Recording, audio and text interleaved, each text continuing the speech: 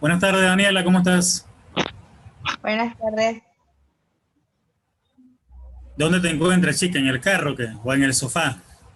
En el sofá, ¿cómo está, abogado? Buenas tardes. Tenemos que hacer la educación algo divertida, pero al mismo tiempo que el aprendizaje sea significativo, ¿verdad? Claro que sí. Abogada, No, estoy cursando el quinto semestre de psicología, licenciada para ¿en psicóloga, dónde?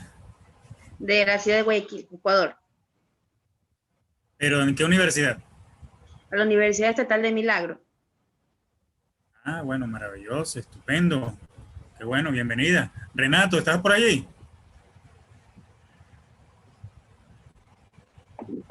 ¿Cómo está, doctor? Buenas tardes.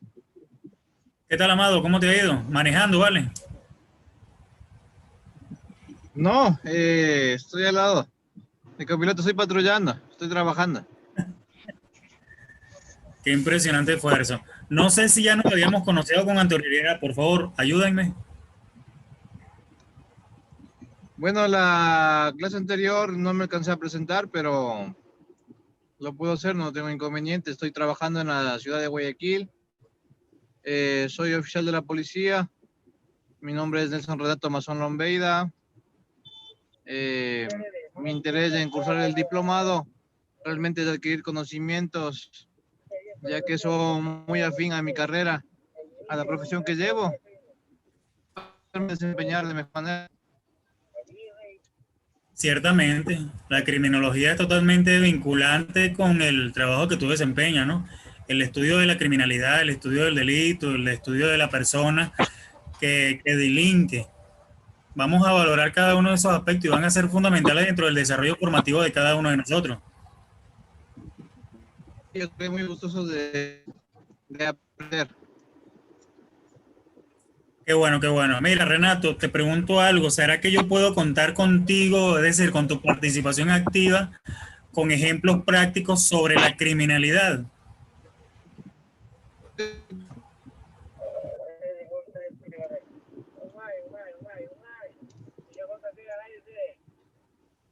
¿Me escuchaste, Renato? Sí, le escuché.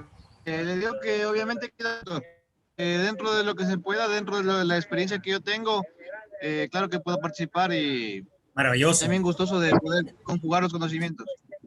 No esperaba menos, hermano. Muchísimas gracias. A Paquito, usted. está por ahí, Paquito Junior, Javier.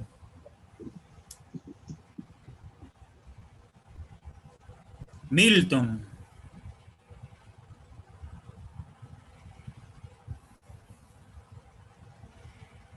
Milton, no puedes activar la cámara, tienes problemas con el audio. Paquito, perdón.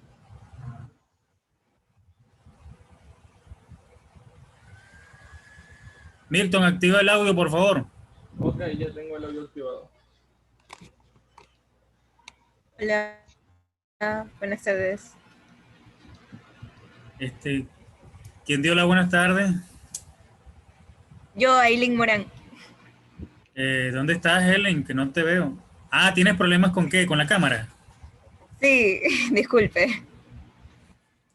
Bueno, no te preocupes, lo importante es que estás allí. ¿Cómo están todos ustedes? Me imagino que ya nosotros tuvimos una primera intervención, creo que fue en la clase diagnóstica, donde nos presentamos, dialogamos acerca de cómo será el desarrollo de la actividad formativa. Es cierto, ¿verdad?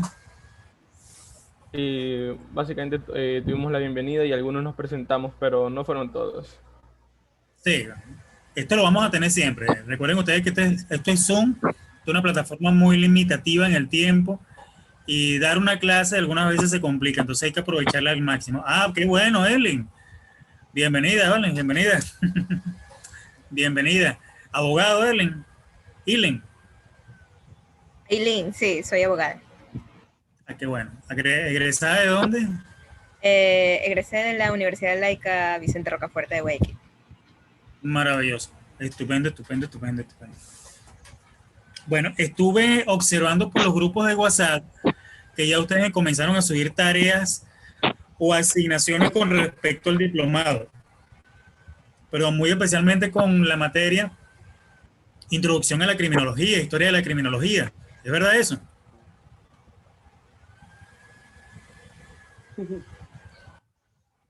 ¿Me escucharon? De eso yo tenía No. una pregunta. ¿La tarea Eh, era obligatoria o no? Porque yo vi que subieron y yo dije, ¿qué? Había que hacer tarea, pero si el doctor no dijo nada. Y me quedé como loca, entonces no sé. No te escuché, Eileen, no te escuché. O Perdón. no te entendí, perdón. O sea, ¿la tarea era obligatoria o no? ¿Cuál tarea? Explícame cuál tarea. La que vi en la plataforma de Moodle, que hablaba sobre la introducción a la criminología. Esa es la que estoy En preguntando, si es Moodle. obligada. Sí, exacto. Cuando me habla de Moodle, te estás refiriendo a la que está alojada en el Instituto de Formación Jurídica, ¿verdad? Sí, correcto. Ok, perfecto. No, no es obligatoria. El contenido está abierto para que ustedes se apropien del conocimiento, pero no es obligatoria la tarea, puesto que ustedes tienen asignaciones aparte con la Escuela Legal de Ecuador. Con ellos sí tienen que consignar obligatoriamente sus asignaciones. La plataforma Moodle, que es con la que yo trabajo, es simplemente para mantener un contacto con ustedes, como por ejemplo, de una manera muy activa dentro de lo que es la doctrina criminológica, pues, que me interesa. Teniendo esa plataforma activa para ustedes, es más, creo que voy a aperturar todas las materias de una vez para que ustedes vayan escudriñando cada uno de esos elementos allí y poder conocernos desde el punto de vista en nuestro rol como criminólogos y poder afianzar más este intercambio de saberes. Más este intercambio de saberes. Qué bueno que preguntaste ya. Entonces, asumo que ya lograste ingresar a la plataforma del instituto, al aula virtual, bueno. Ok. Bien, a la plataforma de Edmodo.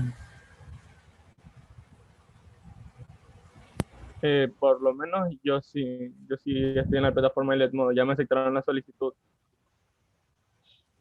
Ah, bueno, qué bueno, qué bueno.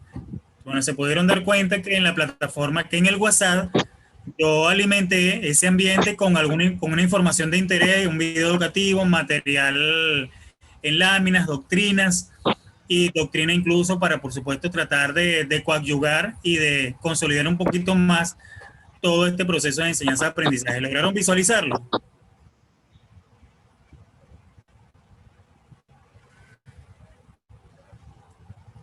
¿Me escucharon?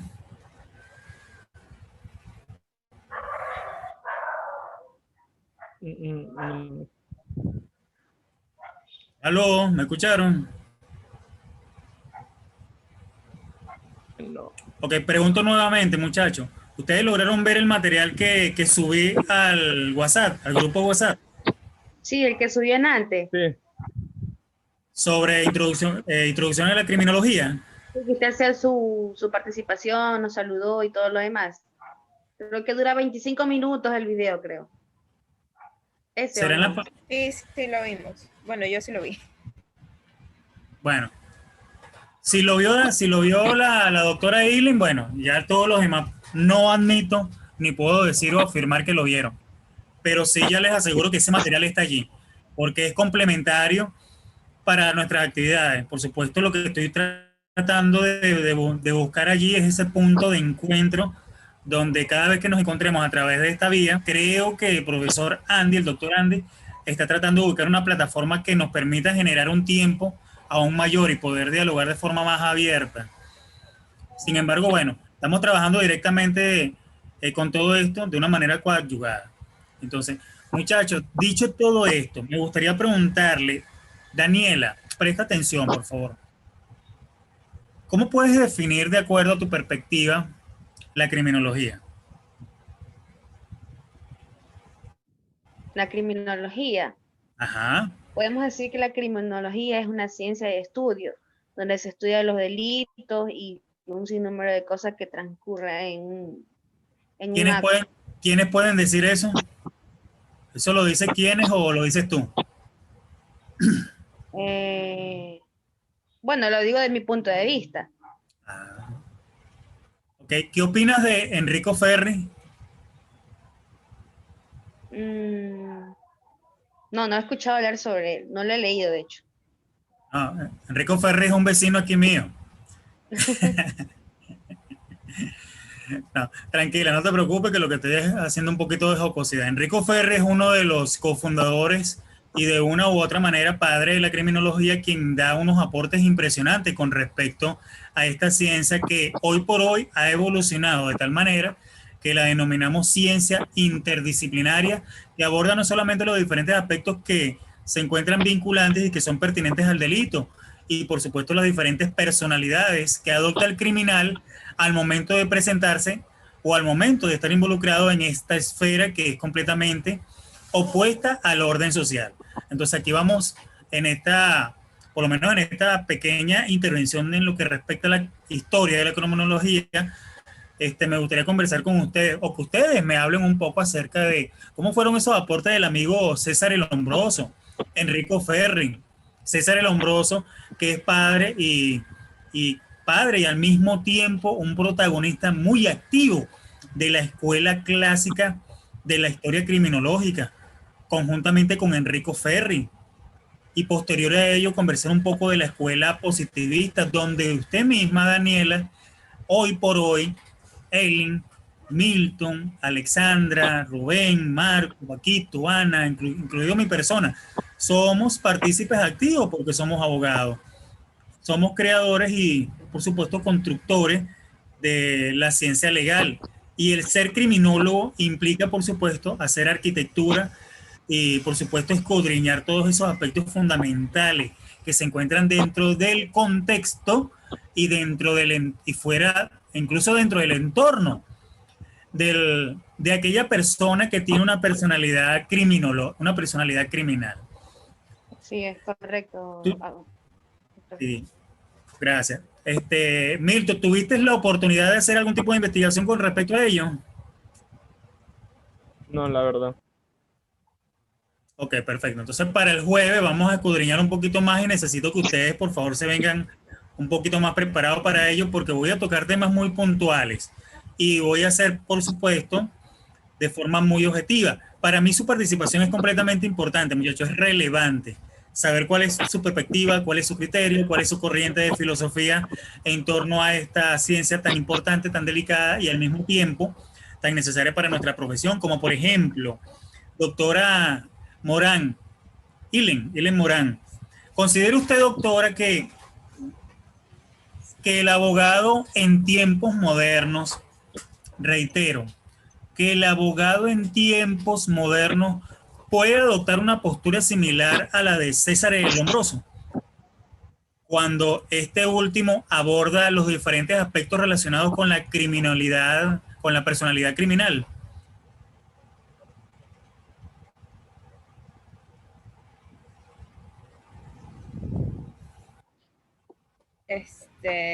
Ay, bueno, Mira. según lo que yo aprendí, creo que más el sistema punitivo de aquí de Ecuador, creo que es más funcionalista que que no se basa tanto en en lo que se refiere al Hombroso sobre la personalidad. Porque si mal no recuerdo, Lombroso decía que según la contextura de cada persona es la personalidad es como en qué tipo de delitos pueden encasillarse, si no me equivoco, ¿verdad? Sí. No, está bien, está bien. No me impresiona, ¿cómo decirte? No me impresiona tu apasionamiento. ¿Sabes por qué? Porque de hecho todos nosotros los abogados somos así. Yo te pregunto esto porque necesario es que hoy por hoy nosotros reconozcamos que la criminología forma parte de nuestra actividad jurídica. La criminología, aunque no la apliquemos, está muy presente. Fíjate que cuando nosotros hacemos medicina jurídica, yo la llamo así, pues, es decir, cuando hacemos análisis y planeación de los casos penales, estamos haciendo ciencia criminológica. Estamos develando, estamos buscando, estamos indagando, estamos estudiando. Dicho esto, Rubén, ¿te encuentras por allí, hijo?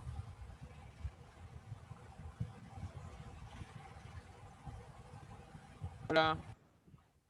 ¿Qué tal? Rubén, por favor, activa la cámara. Ok.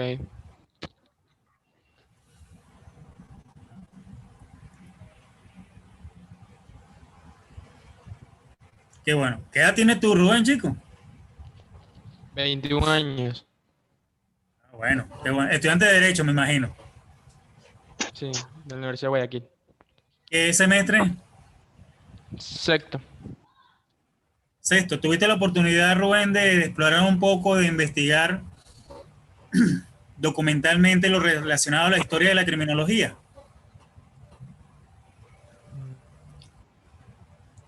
No.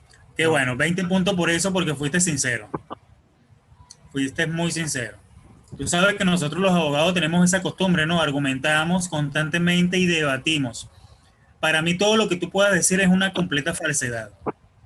Para mí todo lo que dijo la doctora Ilen Morán es una completa mentira. Debe probarlo. ¿O me equivoco, doctora Ilen?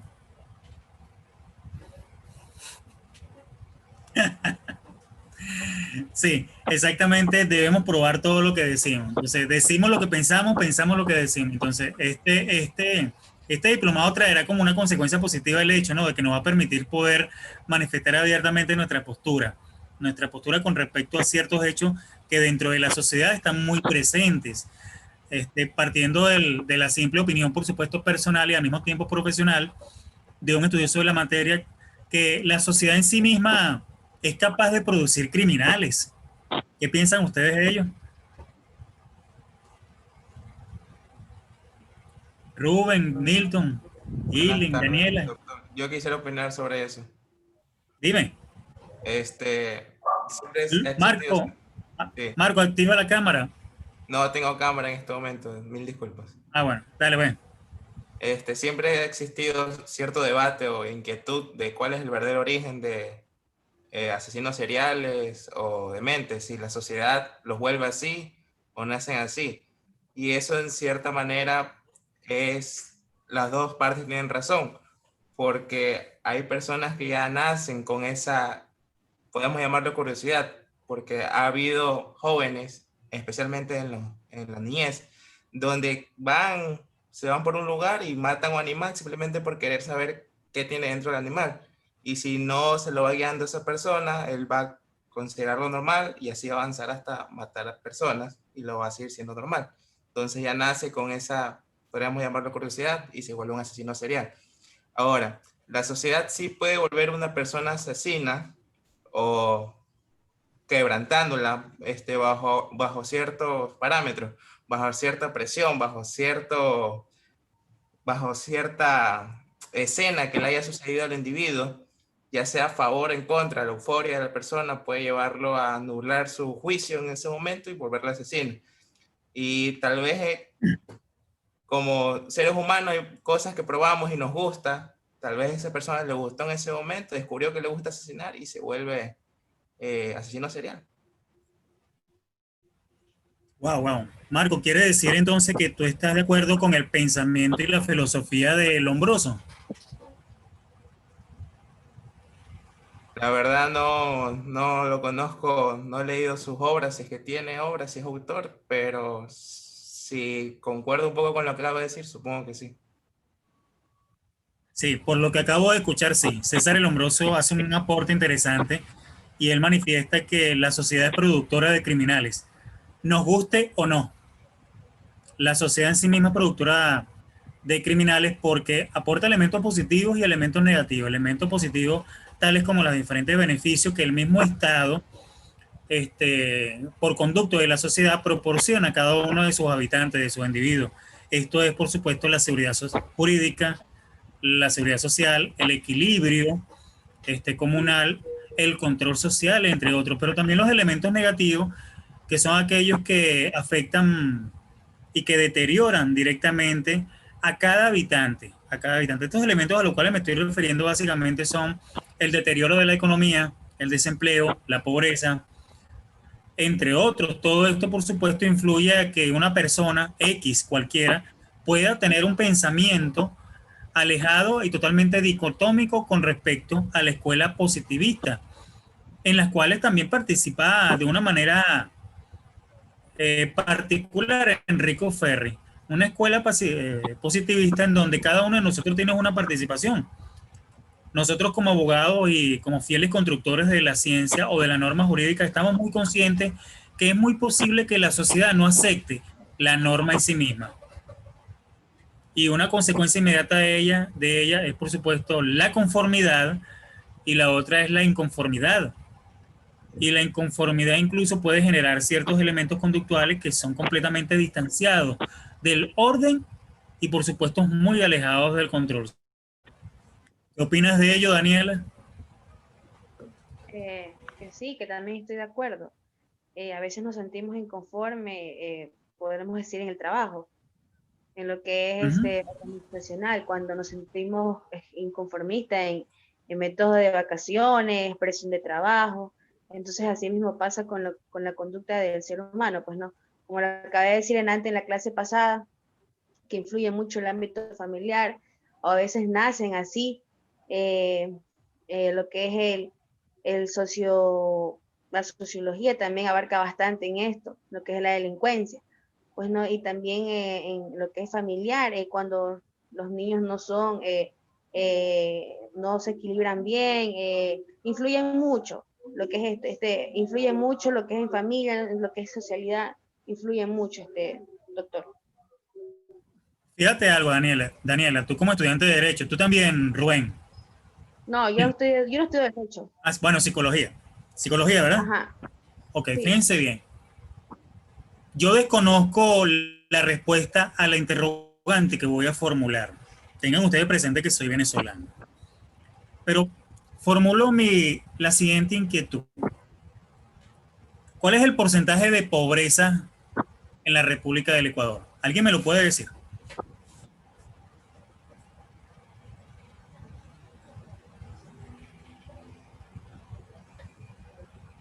Es un 60%. ¿Me escucharon o están pensando? Entre un 60 y 70%, doctor. Ajá. Sí, y también concuerdo lo mismo.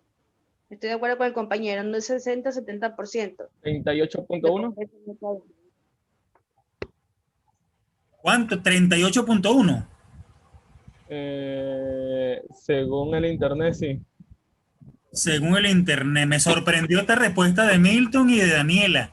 Entre 60 y 70% el índice de pobreza.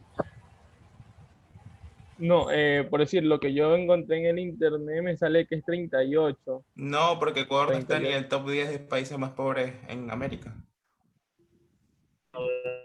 Hay que considerar, doctor, que dentro de los estudios, por lo general, la pobreza extrema o las llamadas clases sociales, media baja y baja, están consideradas como pobreza. Pero podríamos tomar en consideración que últimamente ya la clase media, por llamarlo así, para abajo, ya es índice de pobreza porque no cubre todas las necesidades. Estaríamos hablando que de la clase media alta y la clase alta, pues relativamente viven súper bien. Pero de la media y ya podríamos hablar de pobreza en ese sentido. Pero Interesante el Estado, aporte. ¿no? ¿hablamos de pobreza a nivel económico o pobreza a nivel estudio, educación? Sí, sí, en términos generales. Renato, Marco, Ana, Emma, Paquito, por favor, si pueden activar la cámara, mejor. Yo tengo entendido que ya una persona es considerada pobre cuando sus ingresos son menores al sueldo básico, ¿no? Sin embargo, en Ecuador el sueldo básico no alcanza para la vida que se vive aquí. No alcanza para mantener una familia, por así decirlo. Por tanto, por eso considero yo que sí sería un 50% de pobreza, si no es más. Una estimación. Una estimación. Bueno, Wow. según los estudios del Instituto Nacional Ecuatoriano el INEC, lo siento, el año pasado terminamos con un 25% de pobreza. Pero eso es lo que muestran las investigaciones. Sin embargo, la realidad es otra. Y son muchísimas las personas. O sea, el círculo de pobreza ha crecido bastante. Y mucho más este año con la pandemia. Increíble, impresionante lo que me están mencionando ustedes. Sorprendido, creo que leí por allí que me mencionaron un 25%. Fíjense ustedes, yo le pregunto esto porque la pobreza es uno de los factores tan elementales que influye negativamente en la conducta y en el desarrollo, así como también en el progreso de cada ser humano. Respetuosamente, como venezolano, las estadísticas nacionales en mi país reflejan que el nivel de pobreza en Venezuela, óigase, en Venezuela es del 30%. La Organización Mundial de la Salud, perdón, la ONU, en compañía de otros organismos dependientes, por supuesto, tales como la UNESCO, determinaron que el índice de pobreza en Venezuela es del 100%. Del 100%, ¿qué les parece? ¿Y saben por qué le traigo a colación este comentario? Porque pudiéramos estar hablando de un índice desproporcionado de criminalidad en una región de Sudamérica que puede migrar a otros sectores si no se logra controlar el elemento o el escenario, la atmósfera llamada sociedad, muy especialmente la política, muy especialmente la económica. Suena algo triste y algo decepcionante todo esto porque no es Venezuela nada más. Venezuela porque actualmente transita por una situación algo, yo diría, muy delicada, y sin embargo la historia siempre ha demostrado que nos levantamos ante estas adversidades. Pero lo mismo puedo decir de Ecuador, lo mismo puedo decir de Venezuela, de Colombia. Recientemente ocurrió un desastre político en el Brasil y pudiéramos estar nosotros señalando, incluso proponiendo que podemos aplicar criminología política. Criminología policial, Renato. ¿Qué tan alto es el porcentaje de criminalidad en el seno policial? ¿Qué tan alto es el porcentaje de criminalidad en el seno bomberil, en el seno estatal, en el seno público? En el seno público. Doctora Morán, ¿qué tan alto es el índice de criminalidad en el desarrollo de nuestra praxis jurídica? Bueno, el desarrollo de nuestra praxis jurídica, hablando como profesional del derecho, pues diría que a nosotros siempre, comenzando porque primero, siempre nos tachan de que un abogado es ladrón, pero en realidad no es así. Y yo creo que un porcentaje, pensando bien en nuestra carrera, sería de un 10%. Son estimaciones, simplemente estimaciones. Las respuestas siempre van a variar de acuerdo al propio criterio. Por supuesto, el criterio personal, el criterio profesional. Las instituciones juegan un papel fundamental.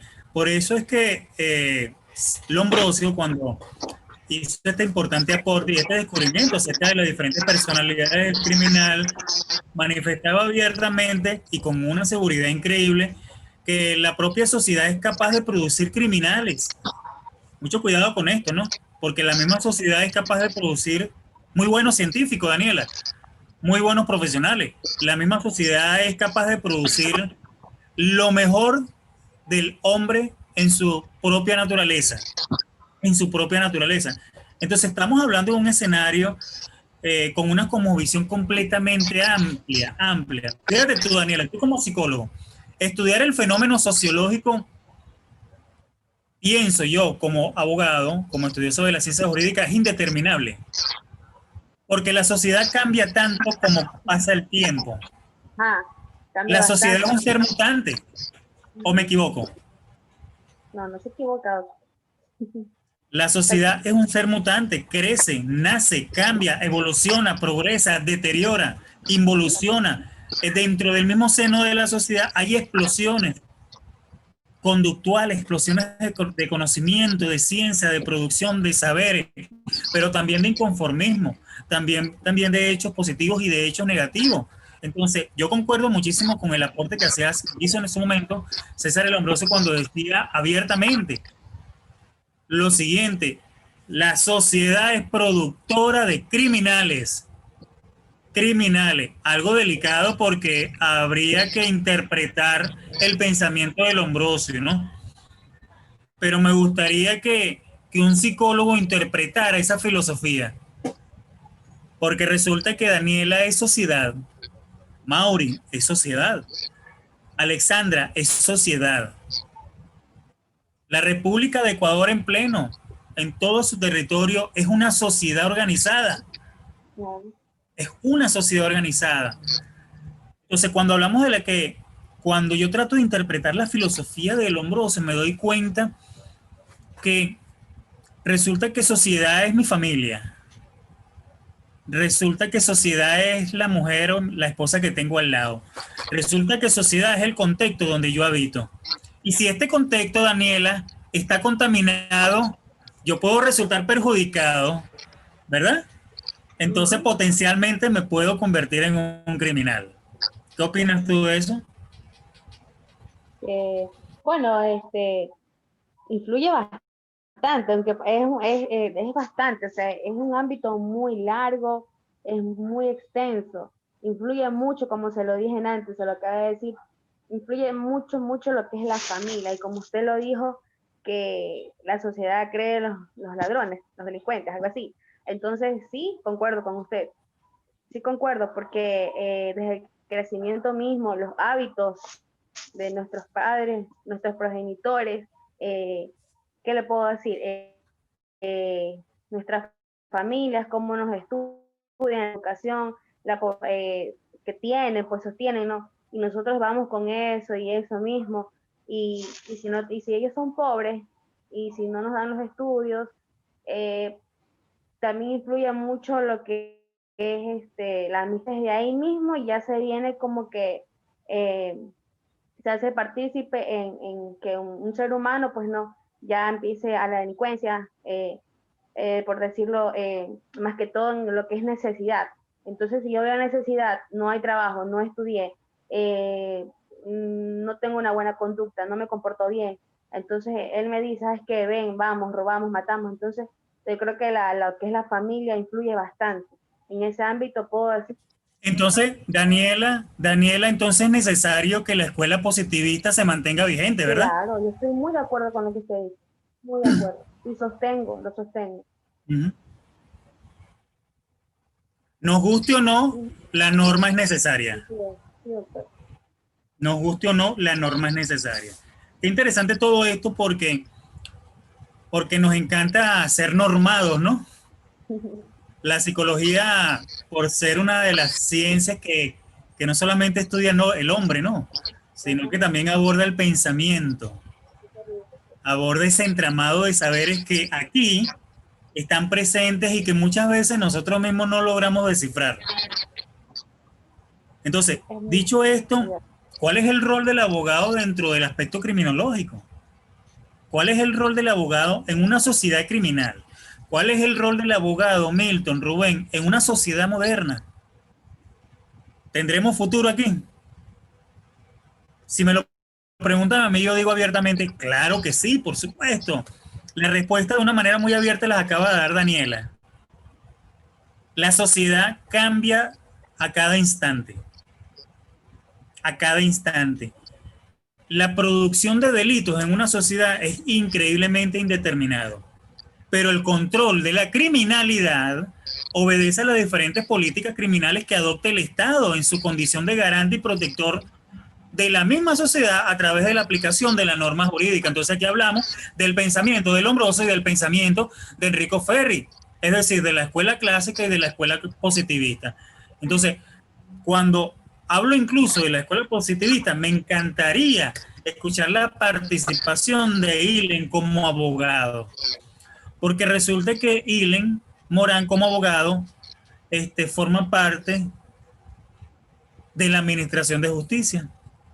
Ella ejerce control formal, ella puede ejercer control constitucional. La participación de él y dentro de nuestro contexto es completamente necesaria, de acuerdo, por supuesto, a los niveles de participación que ella misma decida tener allí. Lo mismo puedo decir del psicólogo, lo mismo digo del médico, y lo mismo digo de todo aquel, del niño, incluso. Aquí en Venezuela el niño goza de responsabilidad, es objeto de derecho desde el mismo momento en que nace, pero en materia penal a partir de los 14 años. Entonces nosotros tratamos de estudiar constantemente el por qué delinque un adolescente. Y siempre vamos a tratar de ubicar las mismas respuestas, porque el nivel de pobreza de las sociedades crece y crece. Y que seguirá creciendo, porque la pobreza no se puede medir únicamente en términos materiales, es decir, lo económico, Daniela, lo social, lo político.